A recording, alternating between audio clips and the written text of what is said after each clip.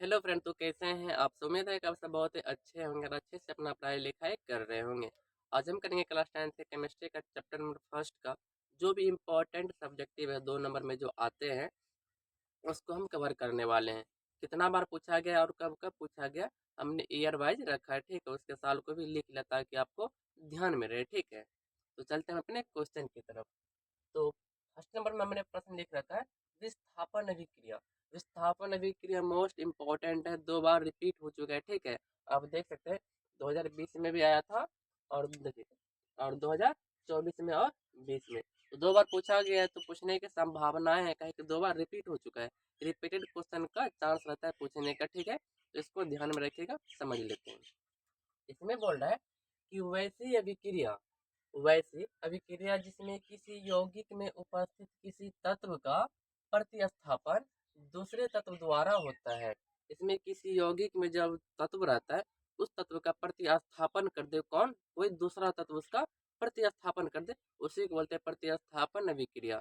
भाषा से समझ में नहीं आया है तो इसका जो एग्जाम्पल लिख रखे हैं उससे आपको बिल्कुल ही समझ में आ जाएगा। इसमें बोल रहा है, एक बार फिर से पढ़ देते हैं आपको। वैसी रासायनिक अभिक्रिया जिसमें किसी यौगिक में उपस्थित किसी तत्व का प्रतिस्थापन दूसरे तत्व दूसरे तत्व के द्वारा दूसरे तत्व को प्रतिस्थापित कर दिया जाता है, उसी को बोलते हैं विस्थापन अभिक्रिया, ठीक है। तो उसका एग्जाम्पल हम देख लेते हैं।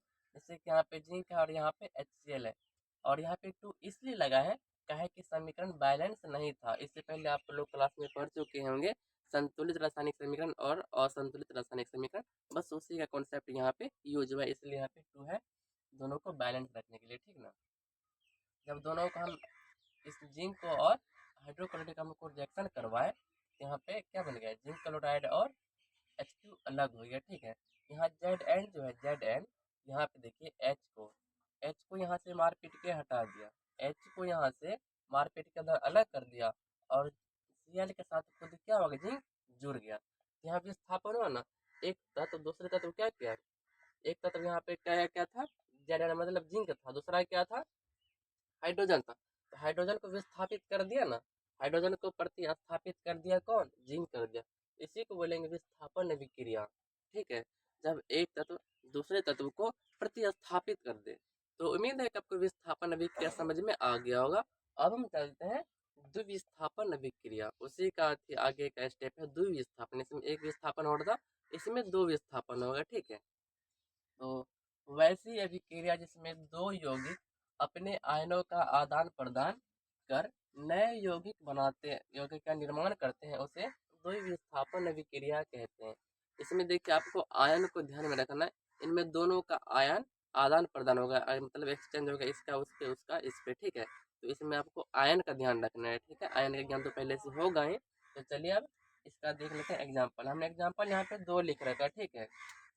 यहाँ पे क्या है? एक्स और वाई, और यहाँ पे क्या है? ए और बी। तो यहाँ पे ध्यान दीजिएगा, एक्स क्या है? पॉजिटिव है। यहाँ पे ए भी क्या है? पॉजिटिव है। वाई क्या है? नेगेटिव है। और बी भी क्या है? नेगेटिव है।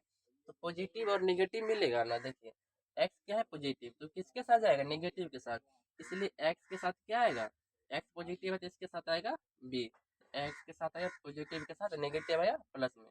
अब वाई क्या है? नेगेटिव, तो वाई के साथ कौन जाएगा? वाई नेगेटिव है तो उसका पॉजिटिव बना जाएगा। पॉजिटिव यहाँ पे क्या है? वाई है, सॉरी ए है।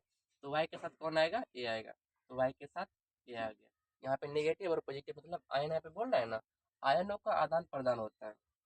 तो एक्सचेंज वन यहाँ पे देखिए इसका आयन और एक्स का और वाई का, एक्स का और बी का आयन क्या हुआ? आदान प्रदान हुआ ना। तो इसी को बोलते हैं कौन सा विक्रिया? द्विविस्थापन विक्रिया।